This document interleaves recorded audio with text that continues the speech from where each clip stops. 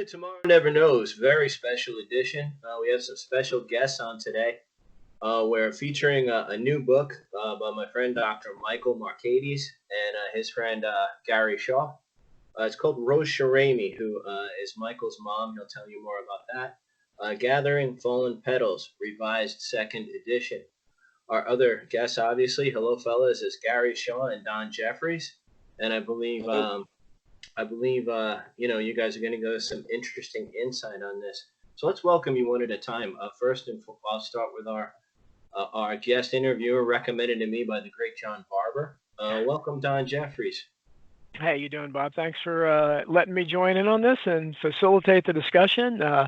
Greatly admire Gary Shaw, as he knows. I remember reading Cover Up when I was a very young man and being very impressed with it. And Michael Marcades is very excited to meet you, and we're going to have another special guest later. Maybe Bob can talk about that at the bottom of the hour that I'm sure he'll be excited about. But if you want to hold up, this is my book. Well, it's one of my books. This is my first book, but this is the one, Hidden History, that's appropriate to this discussion as my JFK assassination take and other crimes that are associated with that. So again, very excited to be here. Okay, and that one was Hidden History. We're going to get back to your books. We'll tell everybody where they can buy them at the end. Our next guest is the esteemed and very respected Gary Shaw. Welcome, Gary. Thank you very much. Good to be with you guys. And I know you have a couple in your books. Can you show our listeners the covers of your books, please? Well, the one that Donna was talking about is this one, first issued in 1976. I'm just a young man, about 4 or 5 years old at the time. Wrote this in 76, and this is in the second edition of it. And this is the one he spoke of. One I'm real proud of, too, is the one I did with Dr. Charles Crenshaw, one of the doctors who was at Parkland those 3 days in November 1963. And that's a story that needs to be told again and again and again.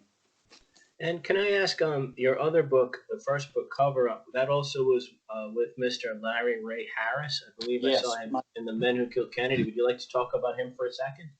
Yes, he's deceased, unfortunately, but he was a young college student, and I needed somebody. I'm not a writer, and I write, but I'm not a writer. And I needed somebody. I had a lucrative architectural profession, but I wanted to tell this story. And so that's how he and I became acquainted. We worked together for years until he passed away in a tragic accident some 20 or 30 years ago now. Good man. We remember him today, and I'm grateful for his work. Yeah. And then hello to the man of the hour, Dr. Michael Marcades. How are you today, Michael? Hey, Bob. How are you doing? And hello, Gary and Don. Don, pleasure to meet you today over the video. Pleasure to meet you, too. And my friend Gary Shaw, my adopted dad. Glad to see you, my little brother. Yes. So welcome also Dr. Michael Marcades, a friend, I think, and somebody I admire very much. We've spoken before. Welcome, Michael. Can you show us the new book and tell us a bit about it? Absolutely. This is Rose Cheramie, Gathering Fallen Petals. It's the revised second edition. The first edition was published, 4 years ago, almost 3.5 years ago, 2016. And at the time I knew I wasn't finished, so I'm very proud of all the expanded research and writing, but I'm definitely done. This is it. So the revised second edition, I'm very proud. And we're proud of you. You're a brave man and a dogged man, and as are all three of you. And I just want to hand over to Don Jeffries. You come highly recommended by our buddy John Barber, and I've spoken to you before, and I was impressed. So please take over, and thank you so much for being here today and joining us on Tomorrow Never Knows. Well, thank you. Hopefully I live up to the advanced billing from my friend John Barber. I want to start, I think, with Gary. Gary, you obviously are really involved in this, working with Michael, and you did a lot of legwork, I think, getting the unearthing documents and so forth. So why don't you tell us the story of Rose Cheramie as far as her connection to the Kennedy assassination on that level, and then Michael will tell his personal story and how he decided to write about it and so forth. So why don't you start, Gary?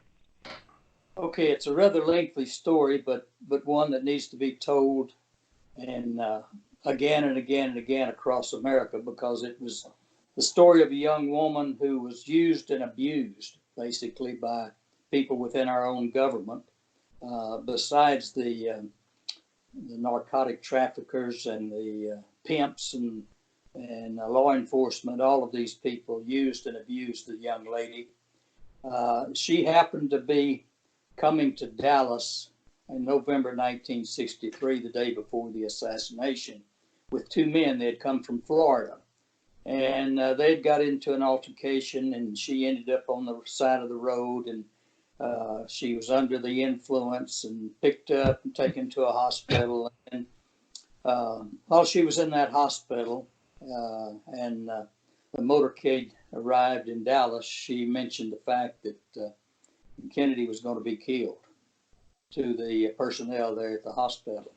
This is real quick and in a nutshell, but in that statement, of course, it happened just like she predicted it would. So that brought in law enforcement from New Orleans, who took her story and tried to give it to the Dallas police. The Dallas police said they didn't need it at that time because they had their man, and they ignored her completely. And yet this is prior knowledge of the president's death. She was coming to Dallas, she said, with two men for two purposes. One was to pick up her baby boy, Michael, and the other purpose was to kill Kennedy.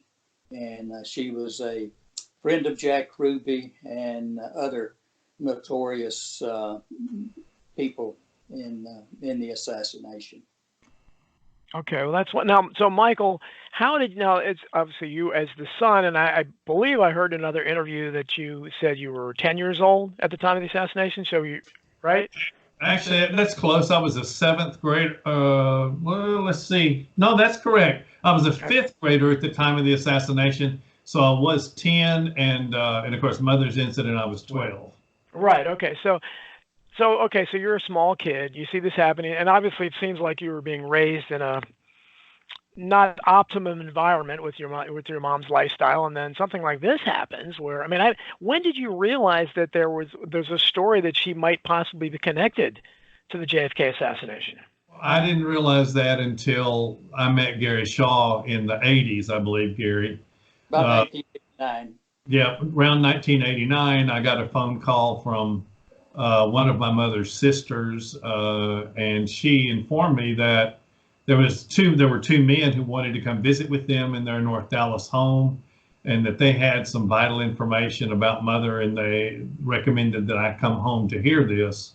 So it wasn't until when I met Gary Shaw and Joe West that anything about Mother's life in connection to the Kennedy assassination was presented to us. Of course, we never imagined it.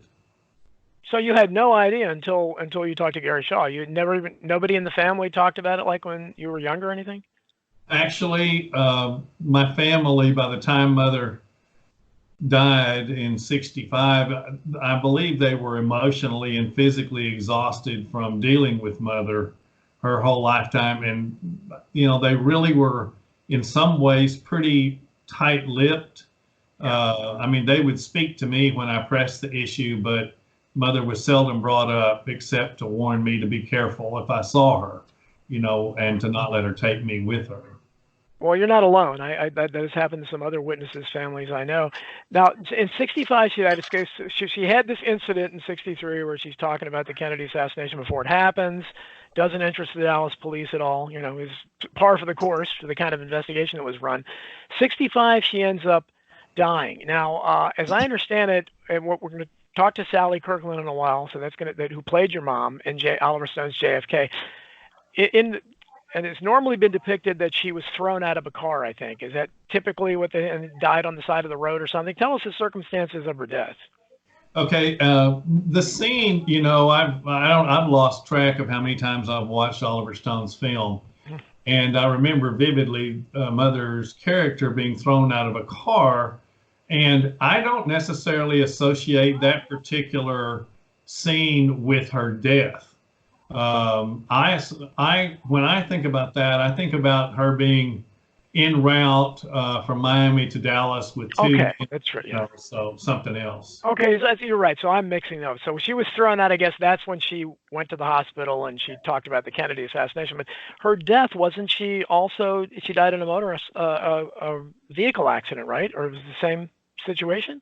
Actually, I would, after all my research with Gary and on my own, I would not describe her death as the result of an auto accident at all. Of course, a lot of people have not had privy to the medical records that I've seen from Gladewater Hospital, which I included in my second book. Her death was not the result of Jerry Don Moore coming along down that road that night. In fact, she was cared for almost 9 hours in the Gladewater Hospital. But the term that has stuck with me in the medical records that was never discussed in our family at all was punctate stellate wound. Pardon me? To the forehead. To the forehead. Yes, to the forehead. Punctate stellate wound to the forehead. And so over the years, I've inquired probably a dozen physicians to look at that document, translate to me what they believe it means. I've yet to run across a physician who did not say, well, that was a close gunshot wound, really up close to the skin and up to the skull. So the fact that she was officially labeled as dying by an auto accident, and of course her death certificate is stamped twice DOA, which means she was dead on arrival, which is certainly a lie because I have medical records showing she was given medical care at Gladewater Hospital for 8.5 hours. So you're either dead when you get to the hospital or you aren't. But I do not attribute her death to the car accident at all.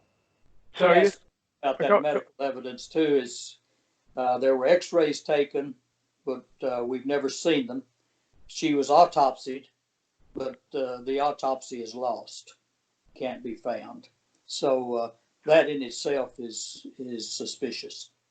Absolutely. Well, Gary especially is all too familiar with lost or missing evidence or destroyed evidence, and something like that. Boy, that makes all the sense in the world to us. But so obviously the speculation here would be that she was one of the many, countless, in fact, suspicious deaths connected to the Kennedy assassination. And Gary, I know, knew Penn Jones quite well. What did Penn think of Rose Cheramie? Did he ever meet her? Did he ever? I know he wrote about her death because I have all his books. Yes. He listed her as one of the strange or convenient deaths, whichever term you want to use. I like the term convenient death because so many died conveniently when they were about to talk. Exactly. Well, it sounds like she was doing. It sounds like she was a very kind of gregarious person. She left some great comments on the record. I remember her, when she was talking. What's come down to us through Penn Jones' books and otherwise is that she was inferring that Jack Ruby and Lee Harvey Oswald were not only friends but maybe lovers. I mean, can you elaborate a bit on that? Well, that's her story, and of course we know now from documents that are now have been released. Jack Ruby was a notorious bisexual person, and for him to have been sleeping with Oswald, who was also probably bisexual, then it pretty well stands to reason that that was going on, and people around him knew it. Well, that's a whole subtext too of the Kennedy assassination. When you investigate this long enough, there are really an inordinate number of gay or bisexual people that are connected to this. And you have Ruby, possibly Oswald, certainly Clay Shaw. That's correct. And it goes on and on. Yeah, and I don't know what that means, but it's odd, I have to say the least. So, Michael, Ben Jones had a good statement that, because it was coming out in the Garrison thing that Clay Shaw was homosexual. Yeah. And Ben says, I don't care if he's a homosexual or not. He killed my president. Yeah, exactly. It doesn't matter. Exactly. It's too bad. I wish Penn Jones was around. He'd be an interesting character to be communicating with. He certainly. Well, and you were associated with Well, Michael, before you met Gary, so you had no, I guess because you didn't know your mom had any connection to the Kennedy assassination, or maybe there were whispers about it. Were you interested at all in the JFK assassination before you knew for sure your mom had a connection to it? Absolutely. Although I was just in the fifth grade at the time, I remember the day distinctly. Um, I remember all of the discussions at our home and watching the television and listening to Walter Cronkite, et cetera. But I have always been fascinated with the fact that one of our presidents was indeed killed, right near where I lived in Duncanville, which is just southwest of Dallas. So fascinated with what had happened, saddened by it, yes, but ever imagining that my mother had a direct connection, no way. But I know how interested I've been. I was in second grade when JFK was killed. It was one of my first memories. And, I certainly, and the subject of this show generally is the Beatles. So we talk about, they kind of go together. The JFK assassination was my first memory. And then right after that, a couple months later, the Beatles, on Ed Sullivan hitting America. Yes. It was kind of a 1-2 punch. But so once you found out that I know what it would mean to me if I found out that somehow my family had a connection to something that interested me. That gave it new meaning to you. So this is when you, I guess, went out on a crusade. You want to investigate these things with Gary, and then you decided to write a book about it.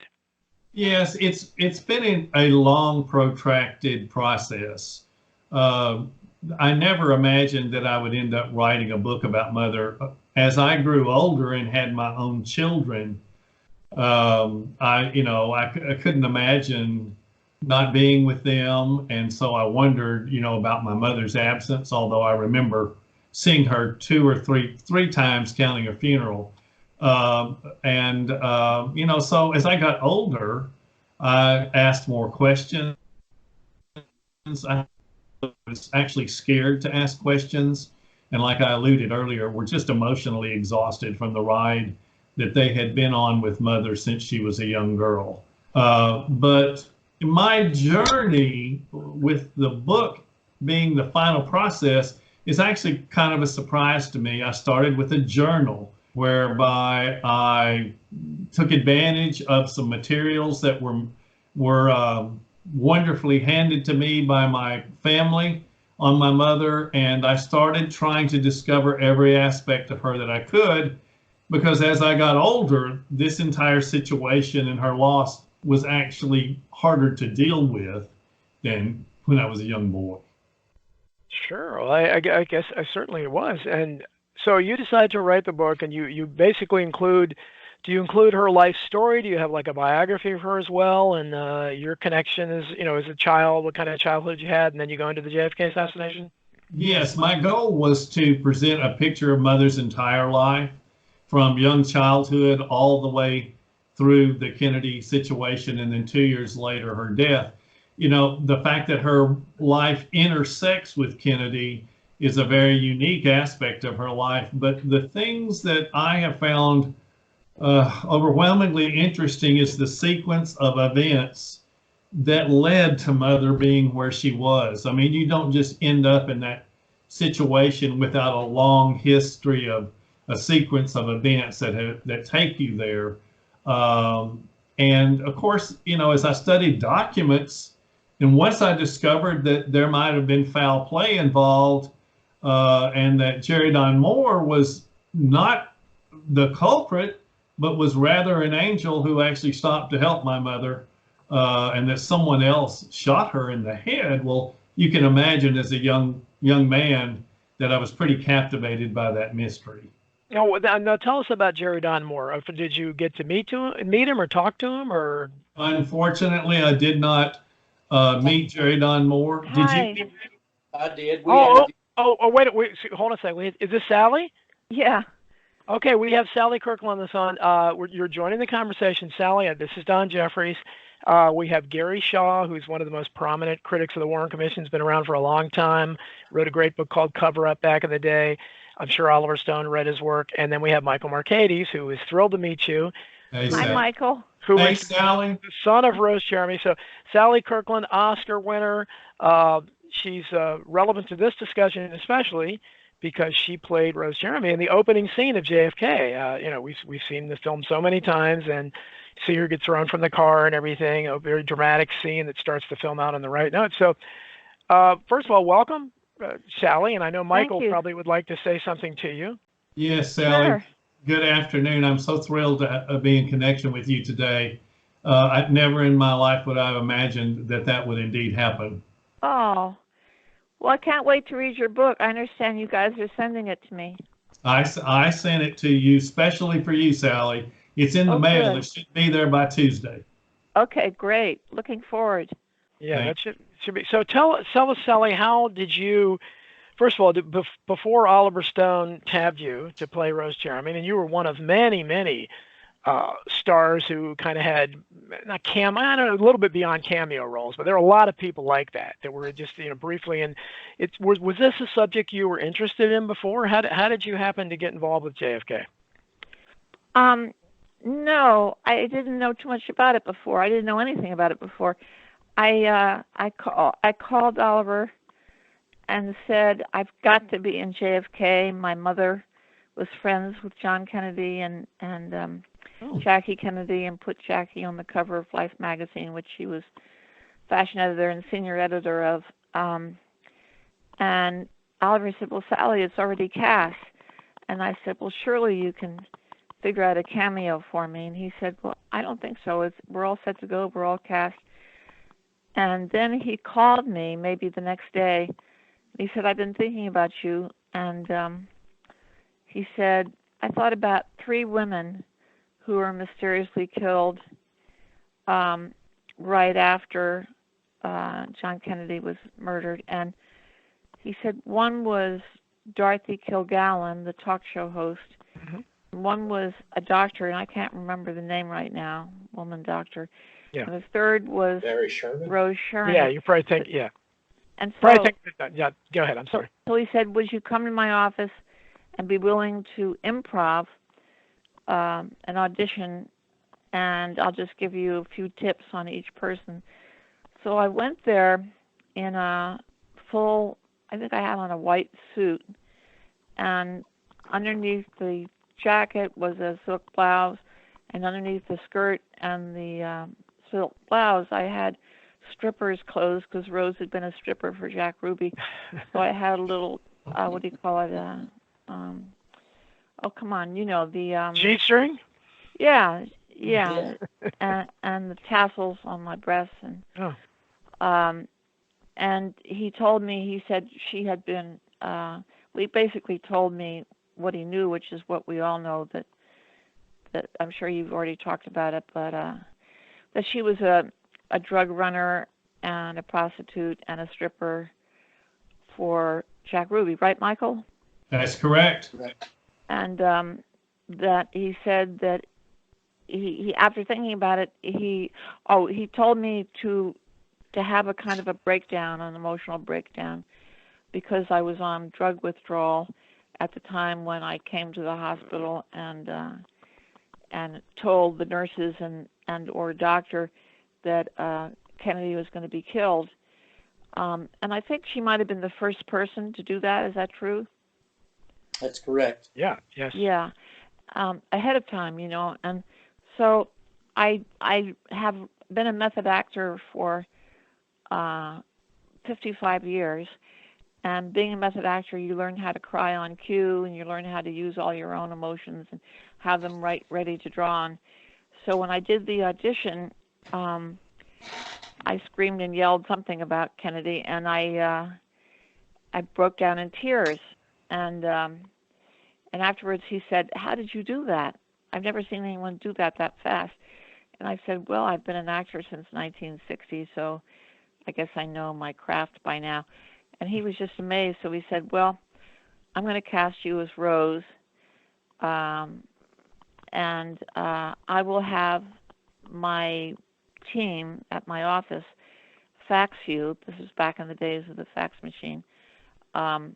The material we can find on her, and then you're hired, and we will have you flown to Texas, I believe, and one scene will be on the road where she's thrown out of the car, and the other will be, and then he said, do you have any questions? And I said, yes, could you take me to the strip joint that Jack Ruby had? And I can't remember the name. Can you? The Carousel Club. Carousel Club. Okay. So Is that- I'd like to go there and do some method acting sensory work and see the strippers and get the ambience of the environment and all.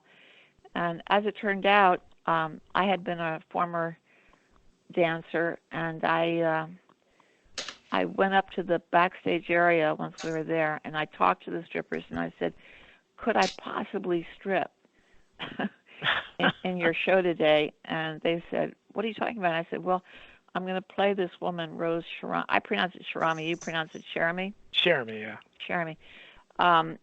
In this movie, JFK, actually, I may not have said all that because we were bound to secrecy at that point. But I said, I would really like to be able to strip. And they said, but you're not a union member. And I said, oh, so I have to be a union member to strip with you guys. And they said, yes, no hard feelings, but we can't have you do that. So I went back down to Oliver and Kevin Costner, who were sitting there, mobs of girls leaning over the tables with their tits hanging out.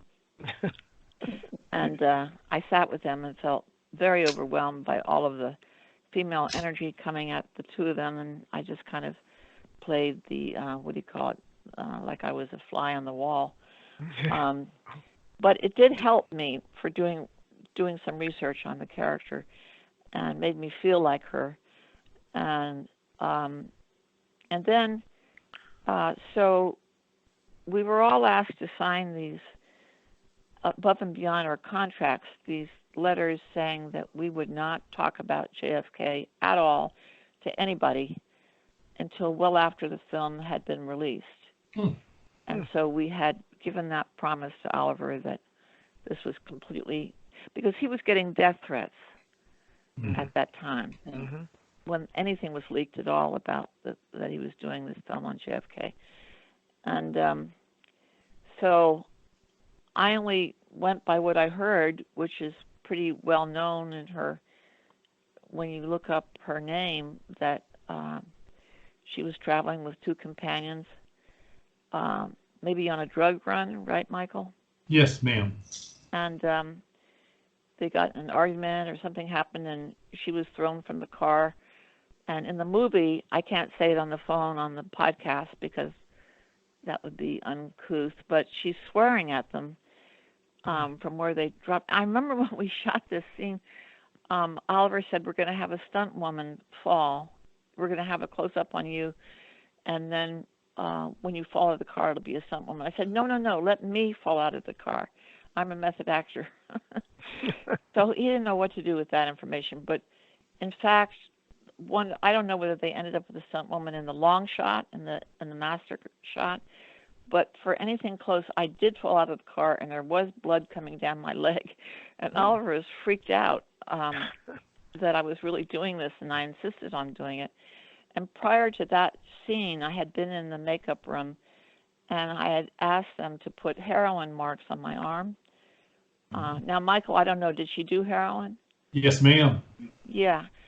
So they were busily putting these heroin marks all down my arms, and suddenly someone comes with a walkie-talkie, and Oliver's on the phone, and he's in my ear saying, Sally, we're all ready for you. Are you ready?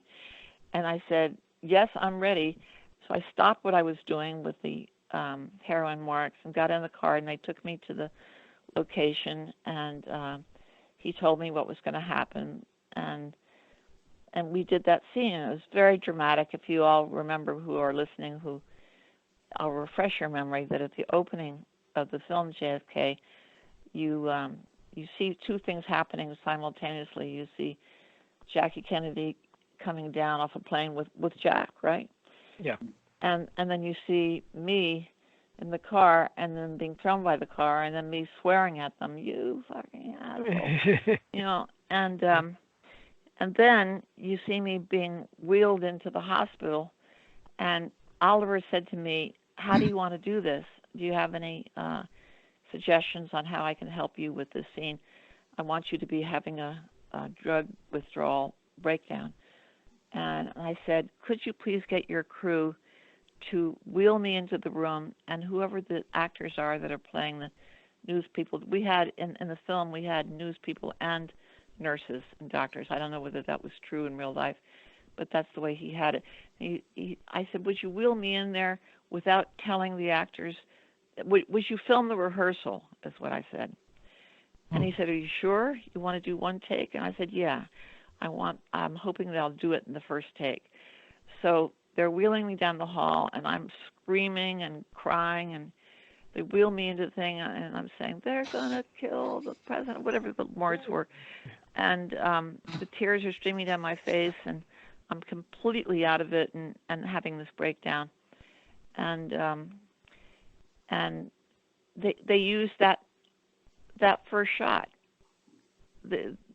Everything, he had a 8mm camera, 16 and 35, shooting all at once, color and black and white. So if you go back to the film, you'll notice that he uses all of that somehow. And then the only other time I'm in the film is when I was going to testify, and right before I testified, I was killed. Now help me out, Michael. I had this mysterious accident and my skull was crushed or whatnot on the side of the road, right? Well, actually, the research that I've done goes in a little bit different direction. Of course, we're talking 30 years ago, right? 1991. All the research that Gary has done and that I have done, lines up just a little bit differently, but I think that's probably all that was available at the time. Gary, can you comment about that, please? Well, first tell me how old she was when she died.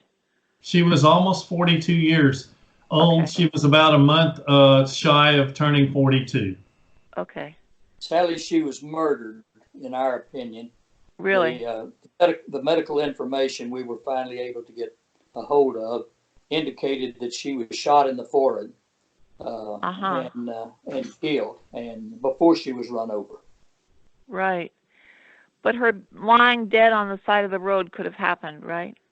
Well, Sally, as I see it, I believe Mother was placed on the side of the road by whoever shot her in the head, and medical records can back that up, Sally. You'll be able to see that in the book when it arrives. Right. But I believe that she had already been murdered and was precariously placed on the edge of Farm to Market Road 155. And unfortunately, Jerry Don Moore actually thought that he had run over her, but she had already been killed, in my opinion. Right. That makes a lot of sense to me. She actually lived about 8 hours. Yes. Oh, wow. So she was suffering there for 8 hours. My God. Well, no, she was taken to a hospital by Jerry Don Moore, Sally. Oh, okay. Actually, she was taken to a doctor out in the middle of the country. He made a pretty quick assessment of her situation, and they quickly called an ambulance, transported her to Gladewater Hospital, and that's where she received 8.5 hours of extensive medical care from physicians and nurses at that hospital, and that's all documented in black and white. And in those notes there, Sally, it says that Mother was the victim of a punctate stellate wound to the forehead, which every doctor that I've talked to has described as a gunshot wound, close range to the forehead. Right. So Jerry Don Moore. And Michael, who shot her? Well, that's a big question. Okay. We don't know that answer, do we, Gary? No, we don't. We'd love to know that answer. Right. It was people that wanted to silence her. Her biggest problem was she wouldn't shut up. Right. And they had told her to keep her mouth shut, and she couldn't do that, or wouldn't do that. Now, how old were you, Michael, when this happened? That was in 65. I was 12 years old, ma'am. Right. And part of my research told me that she was doing all of the prostitution and drug runs and stripping to bring you up, to be able to finance your upbringing? I wouldn't exactly say that's the truth. Okay. Because at some point in her life, our world was so chaotic. My world as a 4 or 5-year-old child was beyond chaotic, unsafe, unhealthy, and were it not for the unexpected rescue by my maternal grandparents, no telling what would have happened. Right. But at some point, my grandparents went looking for me, supposedly led by God, and they discovered Mother on the side of a Houston street plying her trade.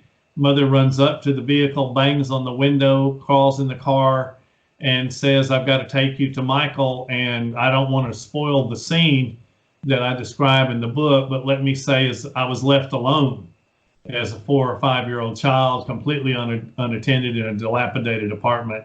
And that's the day my grandparents took me home."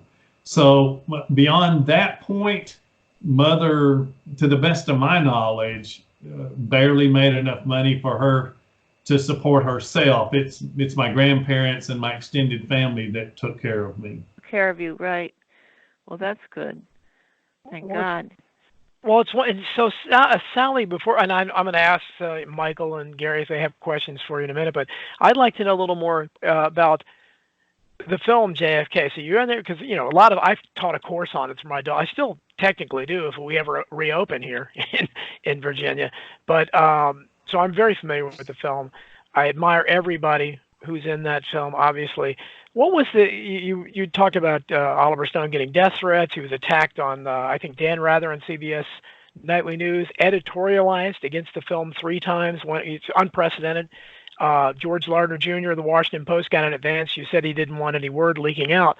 Lardner, one of the Operation Mockingbird type assets in the media, got a hold of an advance copy of the script and put it in Book World, the Washington Post Book World. So they did everything they could to try to smear him. In fact, I have a book behind me in the bookshelf, JFK, the Book of the Film, which is just about, he was written with Zachary Sklar, who co-wrote the screenplay with Oliver. That talks about all the attacks on the media. What was the atmosphere like? Was there a sense, were any of the actors scared that these threats were going around? Did they have the sense that you were doing something really controversial that might endanger you? What was it like on the set? Well, yes to all of that, but also when I'm not an actor, I'm an ordained minister in an ecumenical church, and so I've always been fearless in my life, and probably would be the last person that would be afraid, if that's what you mean. Mm-hmm. Because I've always had God with me throughout my entire adult life and childhood.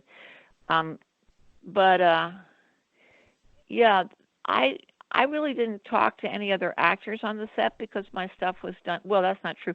I was with the actors playing the press and the doctors and nurses, but I didn't really talk to them. I just kept to myself. Method actors generally go into a kind of a zone where they keep to themselves in order to keep the energy going so the director can call upon them to do anything at any time. So I didn't do too much socializing, if that's what you mean. Socializing. What's that? Well, I just wonder, because you're writing about a historical event, and you're going against Oliver Stone is going against the grain big time against the establishment here. I mean, even in Hollywood, other than Executive Action, which was made in 1973, this was really the only film that was attempting to tell the truth about the Kennedy assassination. I'm just wondering, on set, maybe the rap party or something, if you go into that. No, there wasn't. I don't believe there was a rap party. Oh, no rap party. Okay, because I was just wondering, if the actors are talking amongst themselves about the subject matter. I mean, because I know I was disappointed to read Gary Oldman, who I love as an actor and did a great job as Lee Harvey Oswald, that apparently he somehow is now convinced Oswald did it or something. I read last year, which I'm just shocked to hear that. I would think anybody that was in that, because Oliver Stone did a great job. And you can tell just listening to Michael and Gary talk about the facts surrounding Rose Cheramie. It looks like Oliver Stone, he went to, in that kind of minute detail. He sounds like he got it largely right. He didn't take that much dramatic license. He had to a few times, but so I just respect him so much for making this film. So, well, I know I was just looking for something like maybe there was some kind of talk about the subject matter between the people on the set. But I guess if you were, you were in the opening scene, and so you might not have had interaction with all the other actors that much, I guess. That is true. I was flown to Texas and then flown back. Well, were you inspired by your association with? You were inspired to read any of the books about the assassination afterwards? Are you interested in the subject? Well, I'm interested, but I don't think I read any books on it. At that point in my career, I was working nonstop. I think I did 5 films a year, and I was just overwhelmed with work, and so it didn't lead to a lot of free time to be reading. And that was, let's see, what year did we do that? 1991. 1991. Yeah. So between 1987 and 1993, I did not stop working. I was around the clock. Wow. I was a William Morris client, and they would put me in terrific projects. And I was traveling a lot, working with Michael Caine in England on a film, and then coming back and working just all over the place. And I'm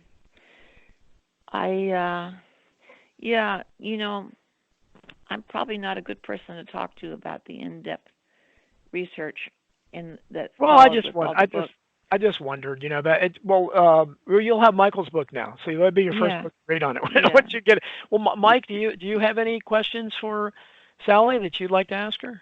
Well, Sally, I've lost track of how many times I have watched you work in the opening scenes of JFK. Of course, you can imagine that as her son, it was very odd to watch that film depicting things that were, historically had happened to your own mom. Right. But, I'm really interested in your take on her at the time and even since then. I mean, I guess you knew that I existed, but obviously not until today have we connected. I'm just interested in your perspective about her and what you wondered, about me, her family, etc., if that ever crossed your mind. Were you an only child? Yes, ma'am. Yeah, I do remember what I used in my acting when I was building my character, so to speak. I did use that I had this son, this only child, and that if there was any part of me, I believe she was pretty messed up on all levels, physically, mentally, emotionally, spiritually. Yes. And is it true that when somebody asked her why she was going to Texas, she said, number 1, to pick up money, number 2, to get my son, and number 3, to kill Kennedy? Or is that my take on that is that I'm certain she was going to collect money for the job she was doing. Right. I doubt she would have pulled $8,000 out of nowhere. That's very well could have been what she was being paid. But as far as the killing Kennedy, I think that was her way of mumbling about having overheard what was intending for Kennedy. As far as picking me up, no way. Really? Because I believe at that point, Mother would never have done anything that would have drawn attention to my exact location. Right. Obviously, she worked with some bad people. Right. And if she had failed to do some of her assignments properly, I know many people who think that there are those within her purview who would have tried to bring harm or use the threat of bringing harm to me or extended family. Right. But pick me up, no way. She was too sacrificial on that level as a mother. She would have never done anything to intentionally bring me harm at that point, for sure. Well, that's good to hear. Yeah. Yeah, I just think in her mind and her heart, she probably wished she could. Right. But it was just way, way too late for that to occur. Right.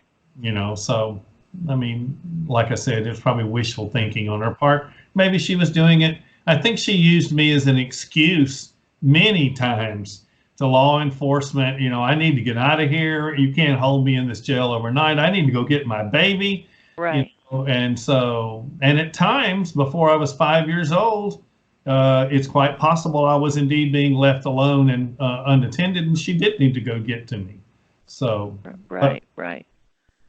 Well, it's so exciting that Sally's here, because I know Michael was very interested in contacting you wasn't sure how to do that, and I have the celebrity friends like Sally on Facebook, and she's so gracious and so accommodating, where she responds to people. So I thought she would, and she didn't let me down. So it's great to have you here. And Gary, maybe as Gary, I think is the dean of assassination researchers at this point. He's been doing this a long time. I know more than just about anybody about the Kennedy assassination, but he knows more than me. So you know how much he knows.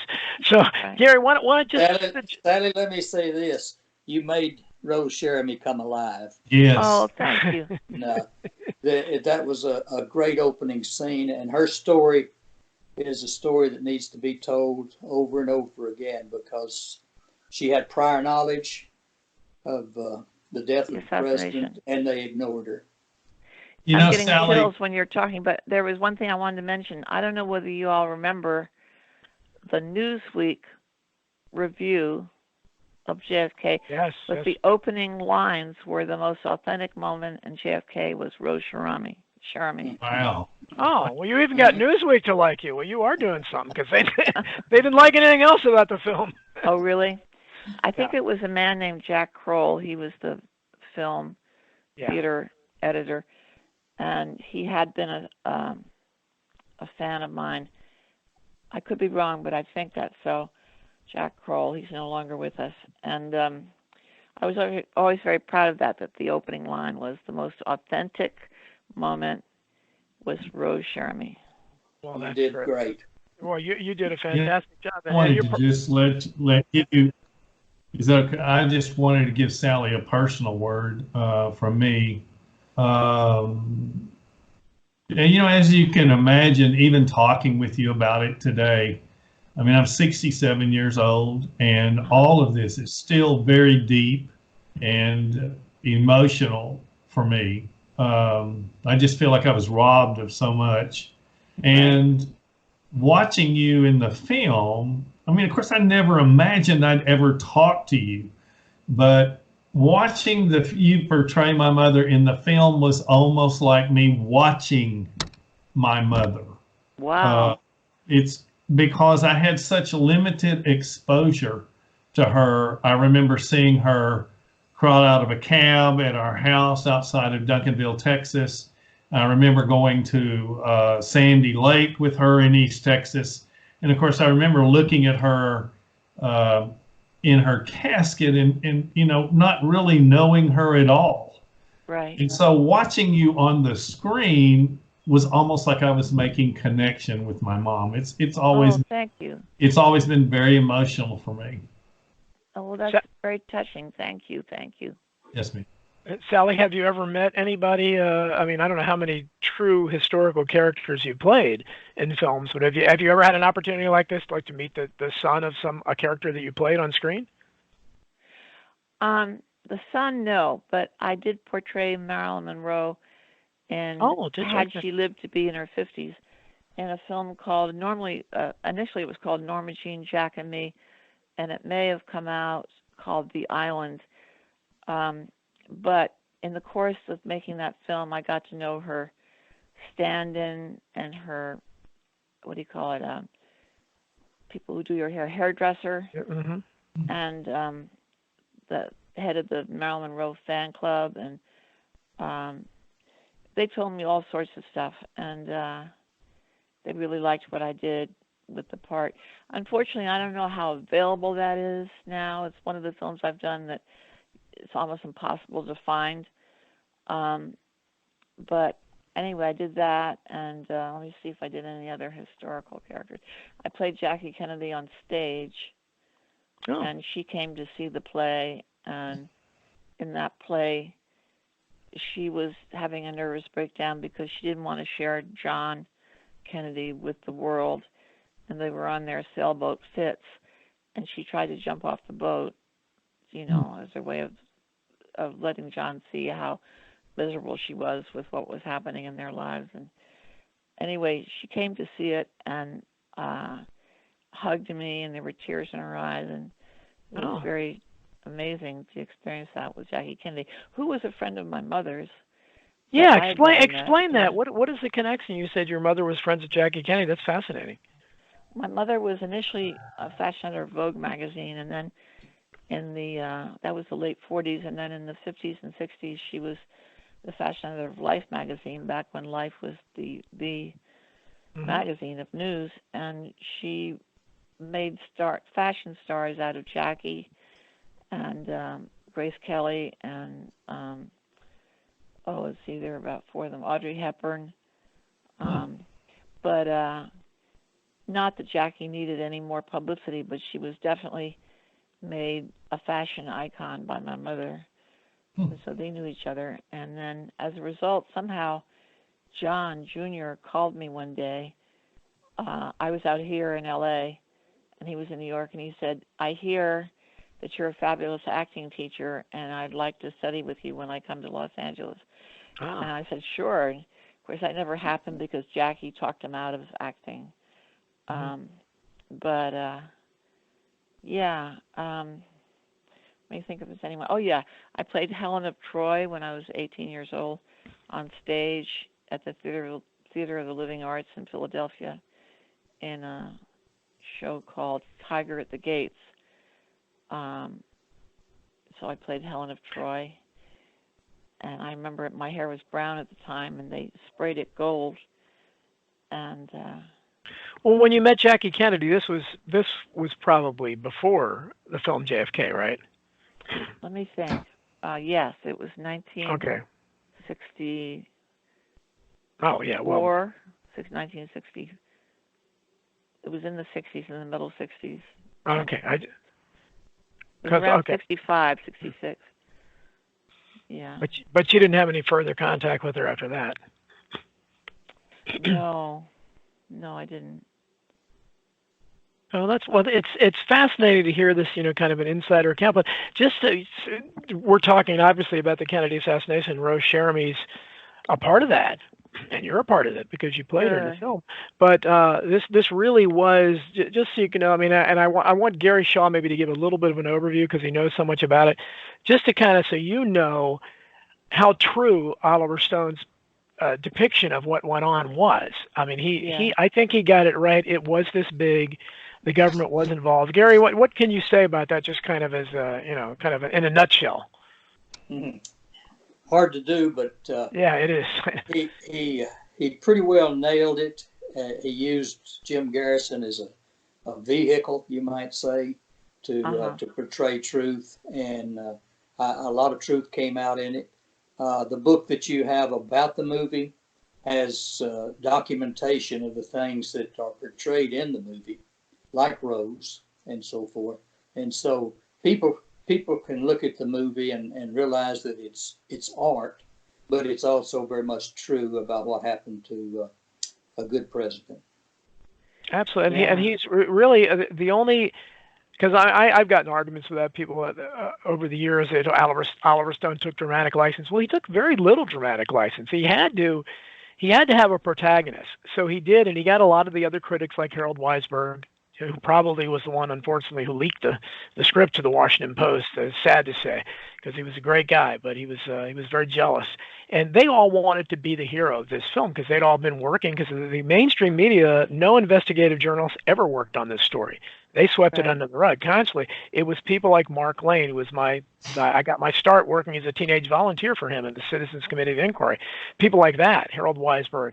And then Jim Garrison obviously brought the only prosecution in the case, but he had to pick a hero, and he picked Garrison, and he did, make him probably look a bit larger than life, but you have to do that on screen. Yeah, sure. But other than that, he had one character that he couldn't portray, Ruth Payne, who was still alive and is still alive as of this day.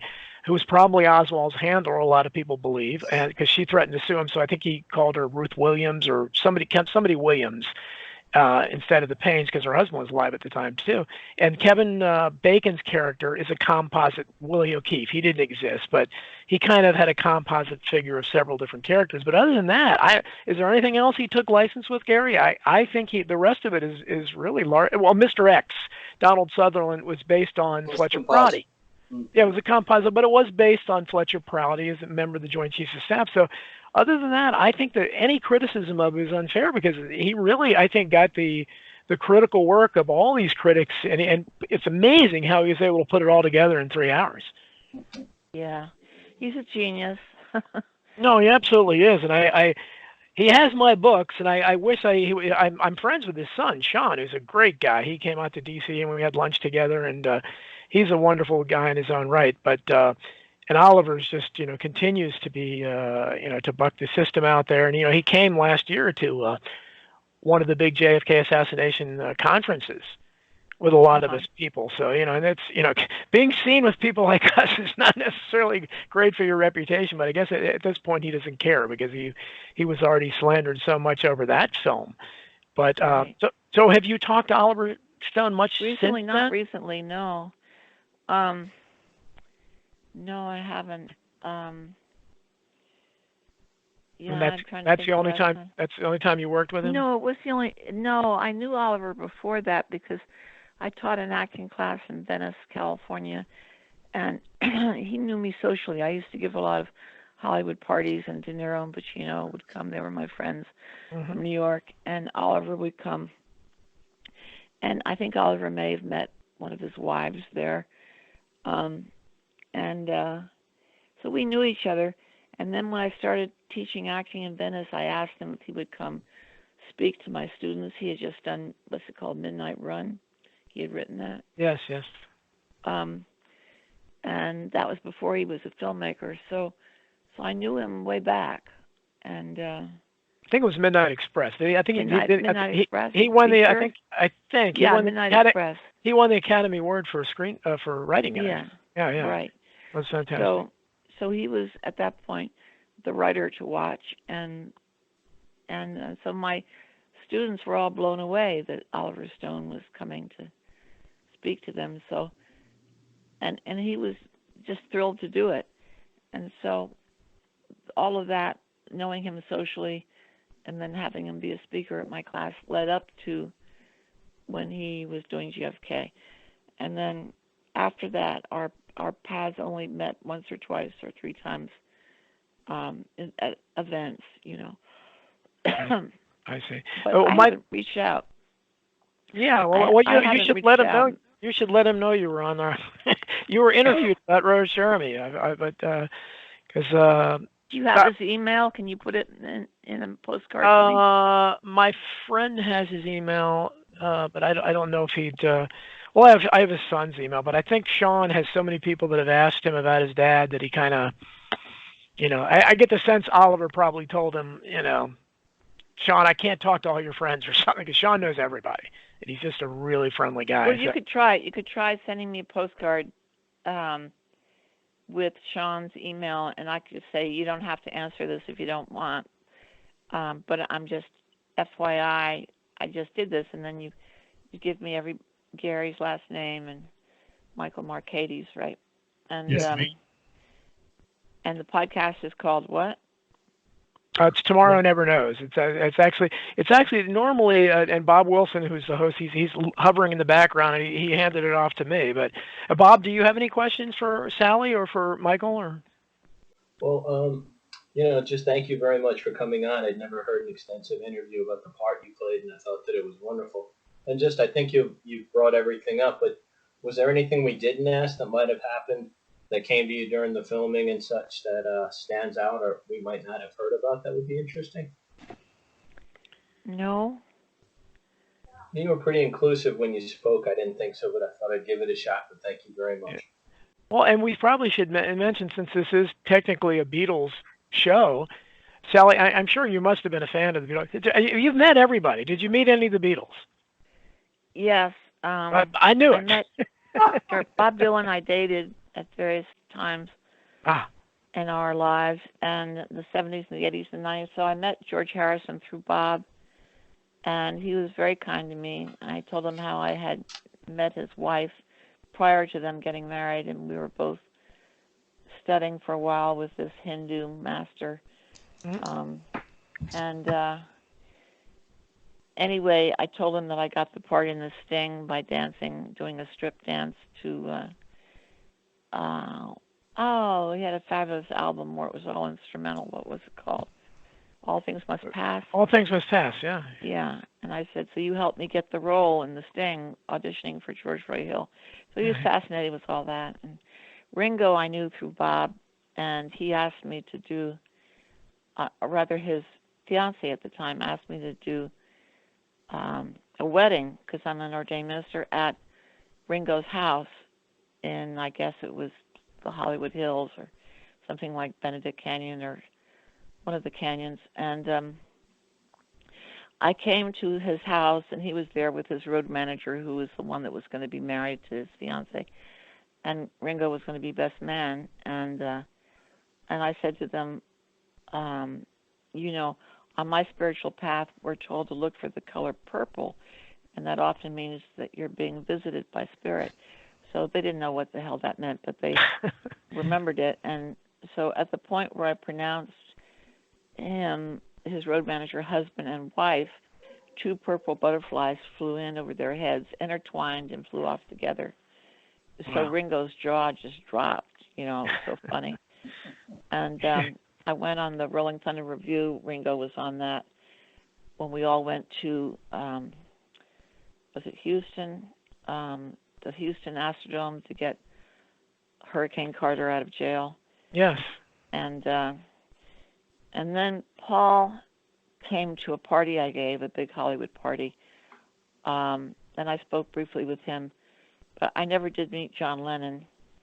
I have spent a couple different times with Yoko and met his son with her. And yeah.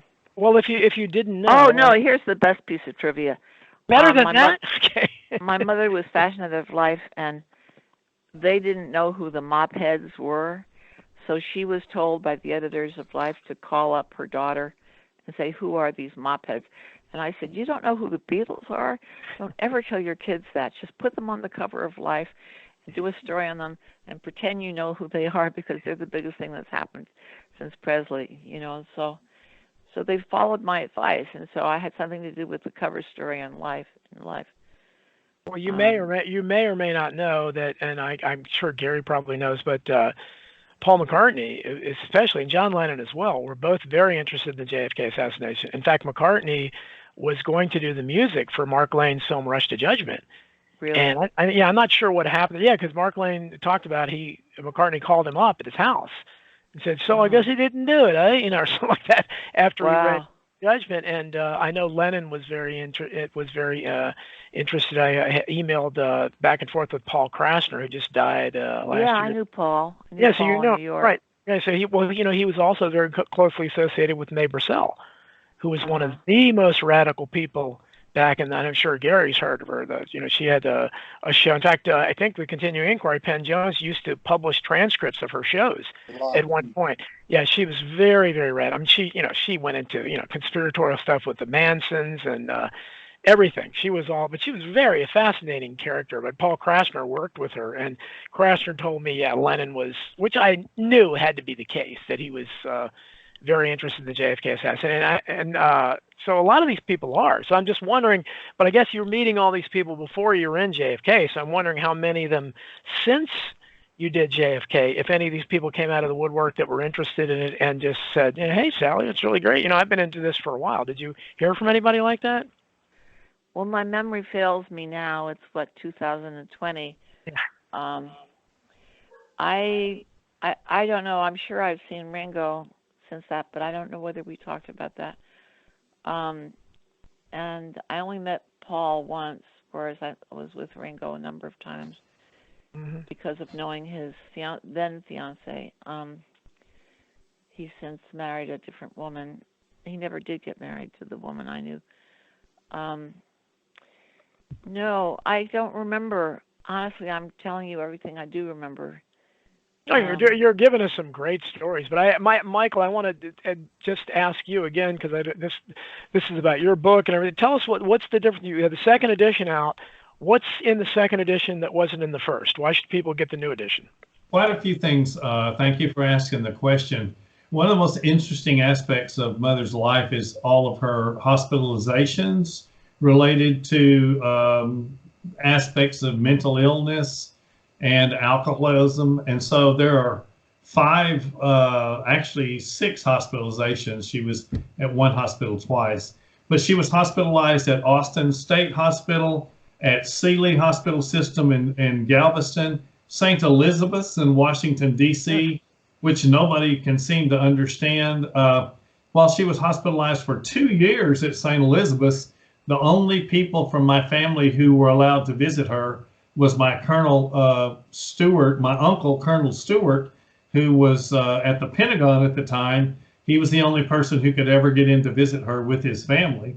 But why she wound up at St. Elizabeth's is a complete mystery. And then, of course, she was at East Louisiana State Hospital twice, 61 and 63. Then she was at Central State Hospital in Norman, Oklahoma, where MK Ultra was centralized in connection to the CIA with Dr. West. Lee Harvey Oswald also has an interesting connection to Central State Hospital. And then, of course, the hospital where she was after being shot, Gladewater. So it's those 7 hospitalizations that are very interesting in relationship to her wife once she was, diagnosed as insane, criminally insane, etc. But the other really interesting thing that I included in the book is her relationship to Detective William Billnitzer at the Houston Police Department. Billnitzer was in charge of drugs and what was going on in the Houston area.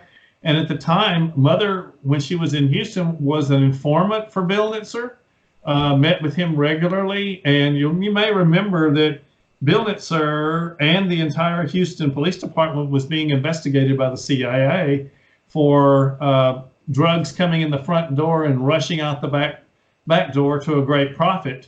But it's interesting that Billnitzer, quote, committed suicide in his HPD office by shooting himself twice in the exact spot in his heart. Yeah, there was way too many suicides like that where they shoot themselves twice in the head.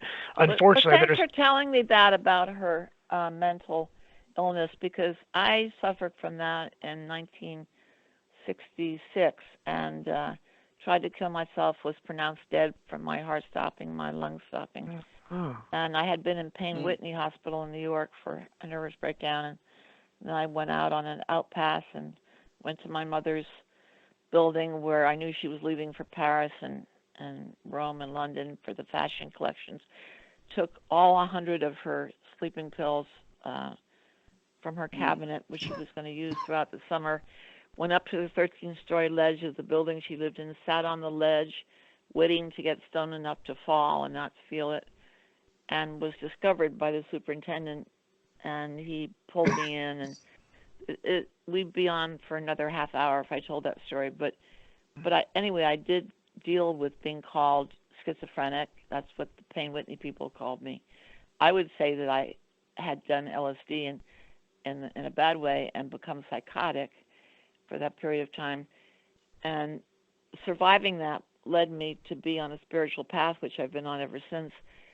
So I've never been in that kind of suffering again, but I definitely went through that. And maybe Oliver knew that about me and knew that about her, Well, it sounds like you got the right person. There's no doubt about that. I just wanted to interject something about Mother's mental illness and her issues with drugs and alcohol. Most people are not aware that my mother contracted an acute case of encephalitis at the age of 12. Wow. And she was hospitalized for 30 days. She had fever for 30 days. Wow. And when she was released from the hospital, doctors warned my grandparents that they should keep an eye on her, that Mother was never, ever going to be the same again. and that during all of her hormonal shifts during adolescence, there is no telling what kind of personality impacts might arise or present themselves. And indeed, when Mother came home in the wake of encephalitis and entered puberty, she was belligerent and extremely difficult to deal with. And the doctors also warned my grandparents that under no circumstances should Mother come into contact with drugs or alcohol, Right.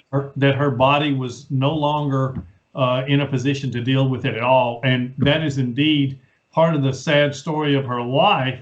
But most people have no idea that she had acute encephalitis and the ramifications of that. Right. Wow, that's Interesting. yeah. It's Gary. I don't want to leave you out to give you a chance to talk about it, because I don't think Sally is probably familiar with the subject of another kind of a person that ran afoul. He wasn't knocked off, but he certainly was ignored. That's Dr. Charles Crenshaw, as you wrote a book with him. You want to talk a little bit about Sally? I know Oliver Stone couldn't include everyone in the film, and I don't believe he depicts Charles Crenshaw in the film. He does to a certain extent, and Dr. Crenshaw actually helped him on the set. Oh, okay. In order to get, Oliver was a very detailed person, and he wanted to have everything just right, and Dr. Crenshaw was able to help him in that respect. So the book is still available, and that I wrote with Dr. Crenshaw, and fascinating read. Tell. So well, who you guys was can send it to me if you want.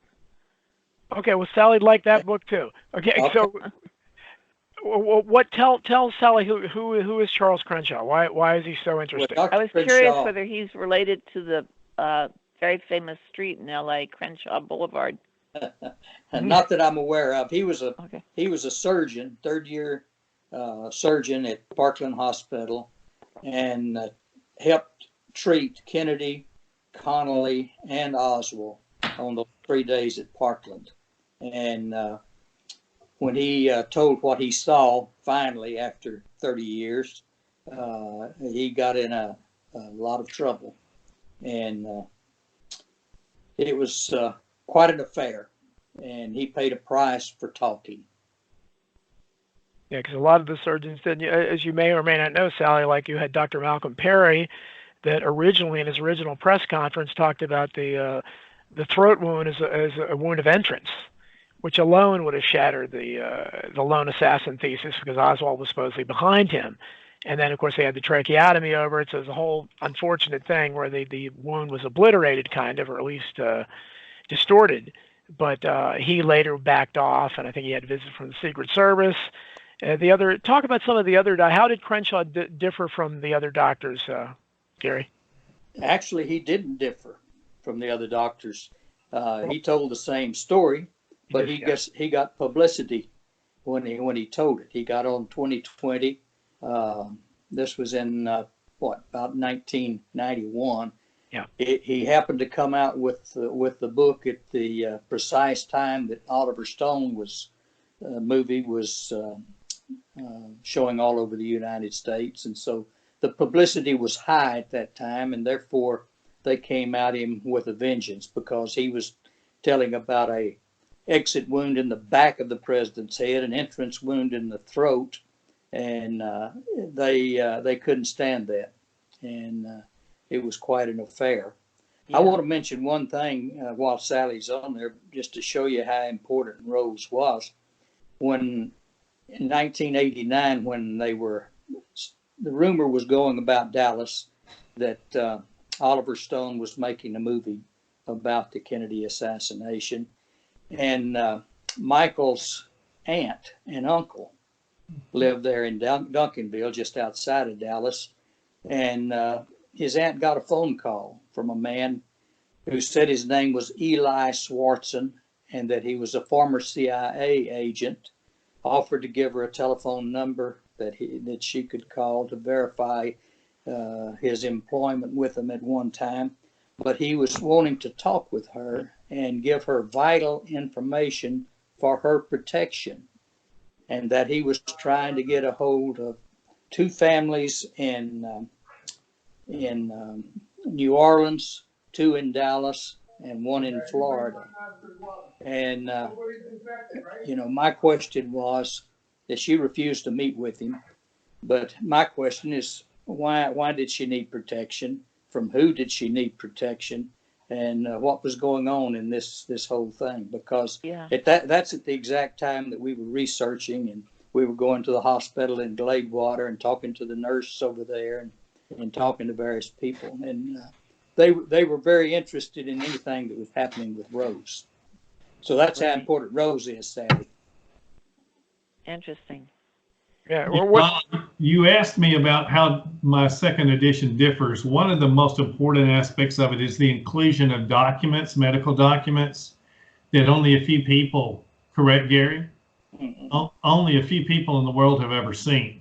And if I understand Gary right, many people in the Kennedy community at times have debunked the statement about Mother being shot in the head, right, Gary?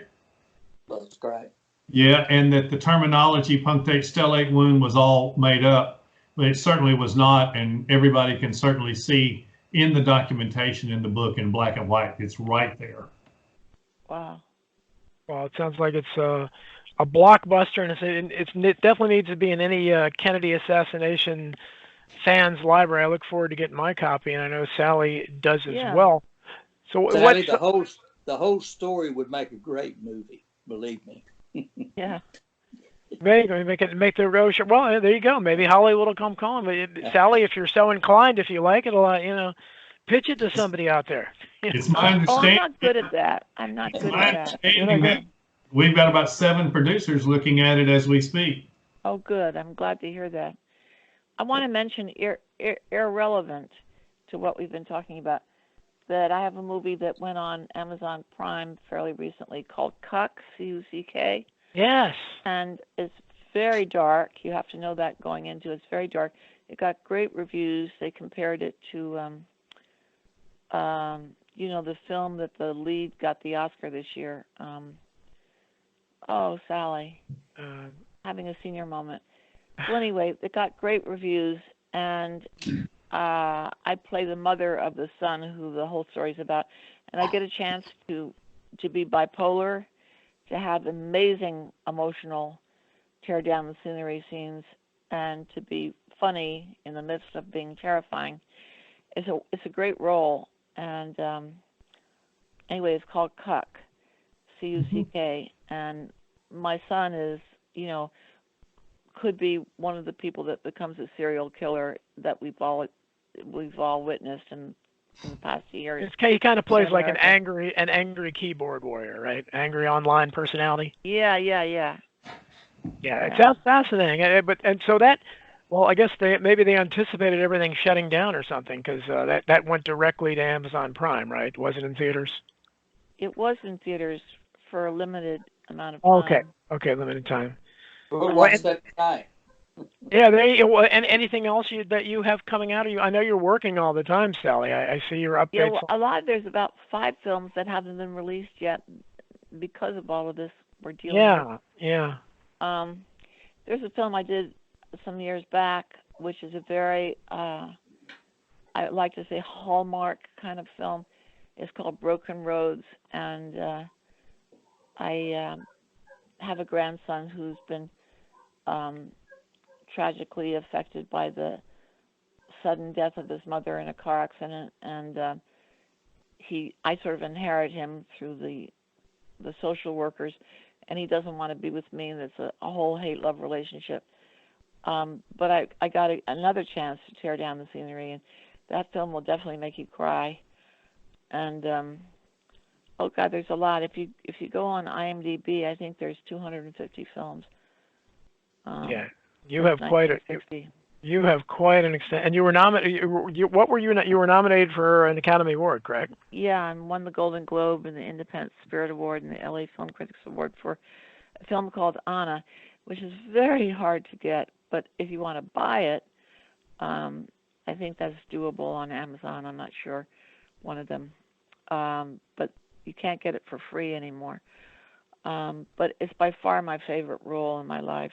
I played Anna Rokova from Prague, Czechoslovakia, Mm-hmm. and it's fascinating. It was based on a real woman in Poland. Wow. So anyway, so we're drawing towards 3:30, and I'm going to start prepping my little live streaming. Okay. 15 Well, it's wonderful. We're so glad you could join us. I can't tell you how much it means to me. It certainly meant a lot to Michael, especially Yes. too. Anything else you want to say to her, Michael? Sally, I'm just so grateful to make connection with you today. I certainly hope it won't be the end of our connection. And I No.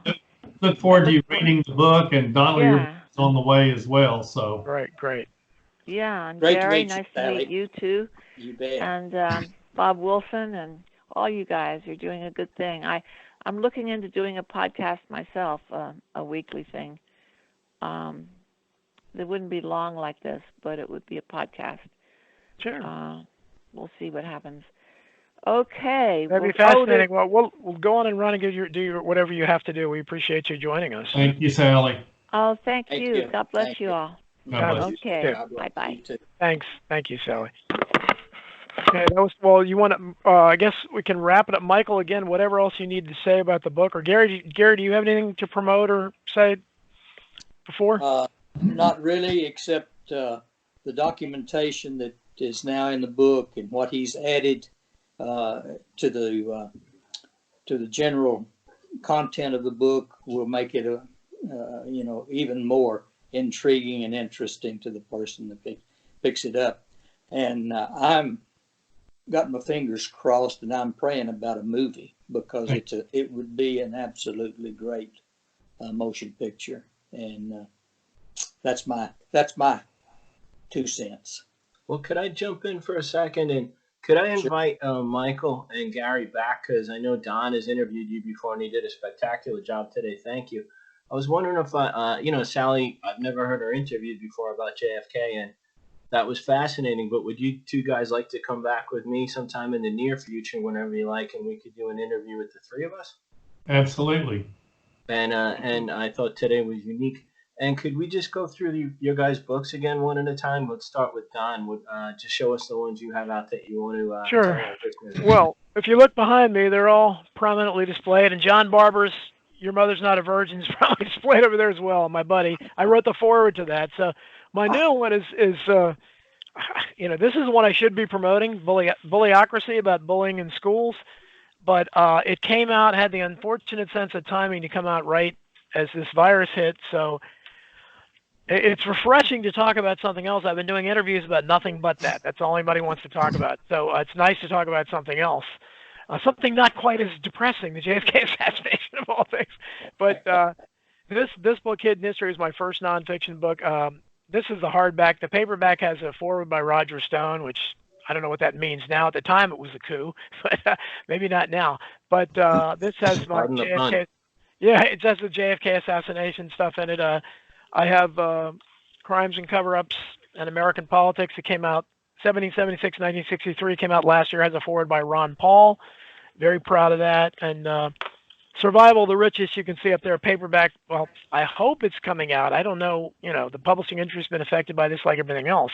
I haven't even talked to my publicist now for probably a month. I assume they're all still there. I really don't know.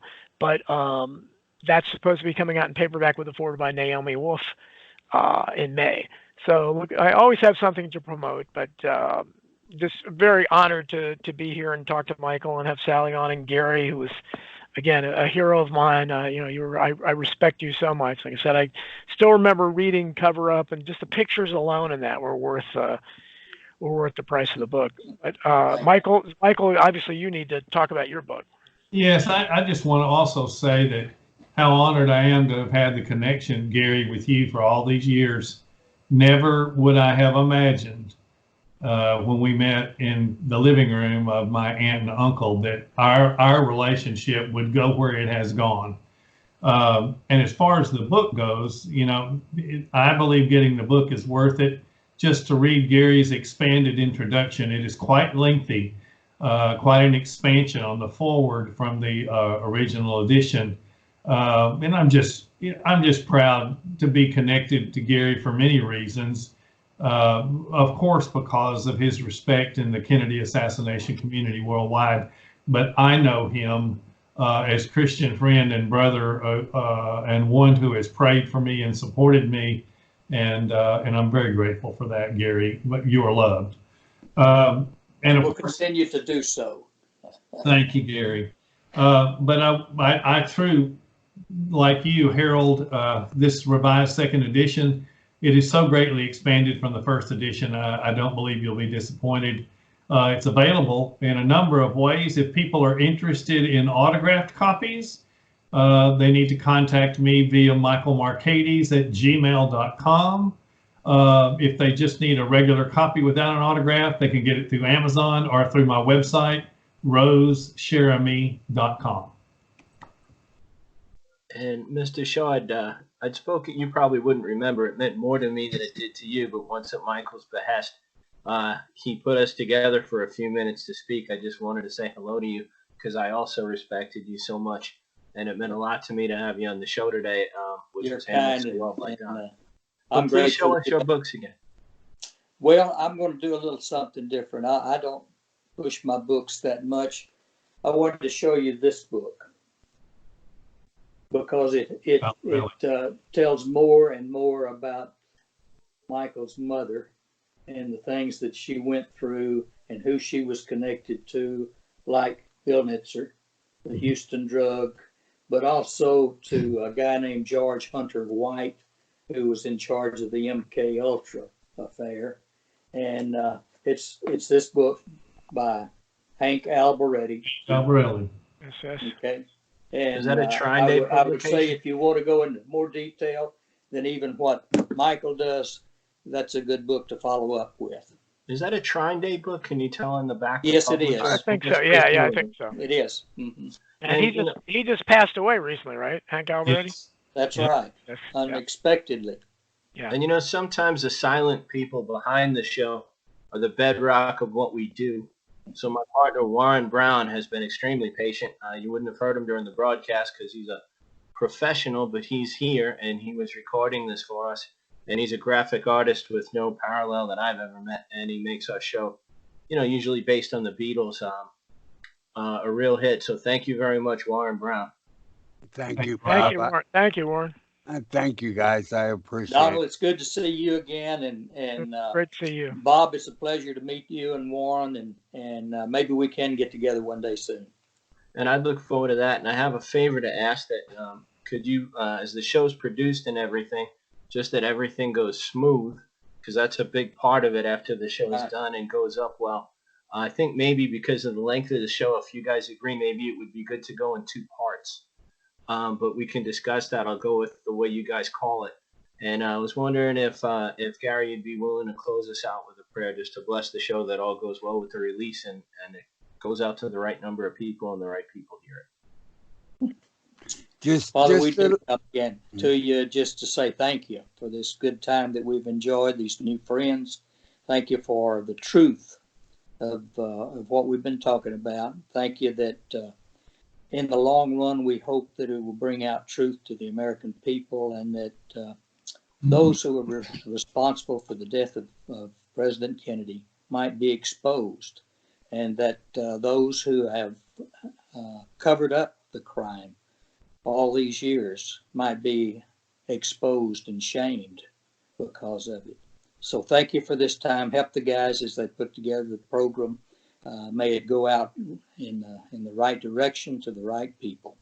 And that above all, you'd be blessed for it. In Jesus' name. Amen. Amen. Amen. Thanks. And you guys are invited back. Michael, you just let me know when.